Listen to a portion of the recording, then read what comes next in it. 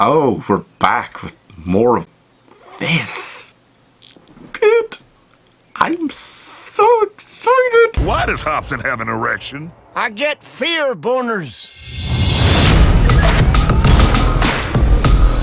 Paradise PD somehow got itself renewed for a second season, generally because most lewd comedies that aren't totally unfunny can run for about 30 seasons if they choose to.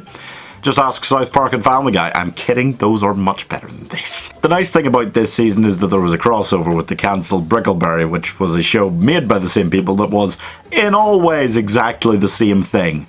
Yeah. It was the same show.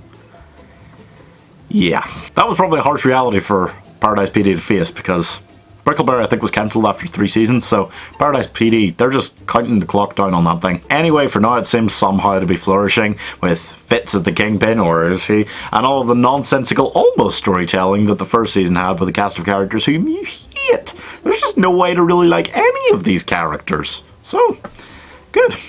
Where were we? So this is my 1 minute review for Paradise PD Season 2. Well, it is about the same. The show really just... it chooses to kick out at anything, but the problem is that most things it continues to kick the shit out of for at least an entire episode. Major targets I could pick out from this season include Brooklyn Nine-Nine. Boy, did they give it to that show. Made so much fun of it. For, like, not being funny just in general, I think. Also, Ron Perlman.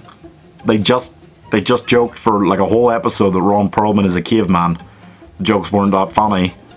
I didn't get it. Is it making fun of Quest for Fire because he was a caveman in that? Is that it? Sometimes the show is kind of funny, okay? I don't really hate it. It's just very upsetting that they seem to have the level of arrogance, you know, that South Park and Family Guy have.